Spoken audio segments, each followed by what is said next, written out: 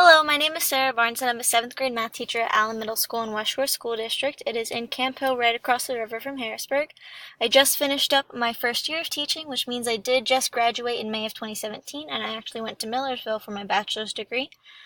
Some interesting things about me: I am the oldest of 3 siblings. I have a brother who's almost 20, a sister who turned 5 in March, and another sister who turned 2 at the beginning of this month.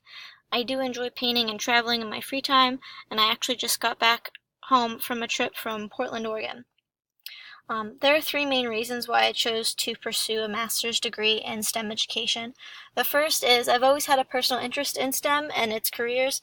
When I was younger, I used to want to be an architect before selecting to go into mathematics education instead.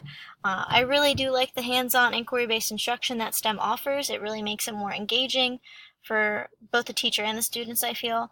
And when I was at Millersville for my bachelor's degree, I wrote my undergraduate honors thesis on the effects of STEM education and on underrepresented middle-level populations. So I've always kind of had STEM in my life.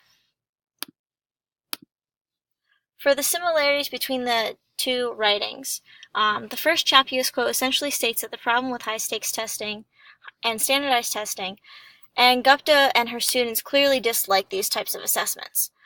While Gupta initially wonders if assessments can be truly engaging experiences for students, Chappuis almost answers this by explaining that assessments need to be used effectively in order for this to happen, and then to support student learning.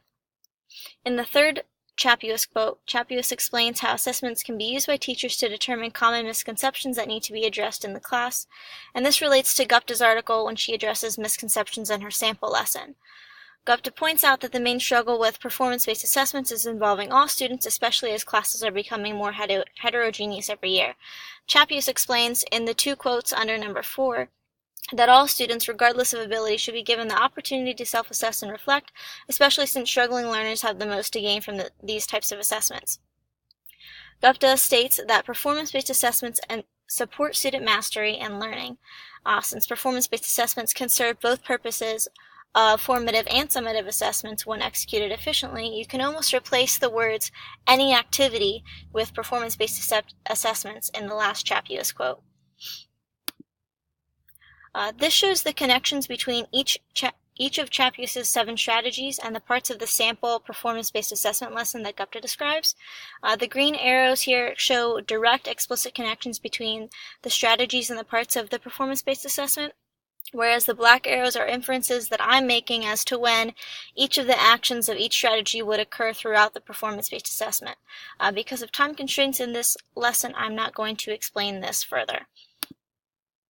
These are the main differences that I pulled out of each article. Chappuis discusses how assessment can be used for and of learning, whereas Gupta discusses collaborative assessment that occurs during or as learning.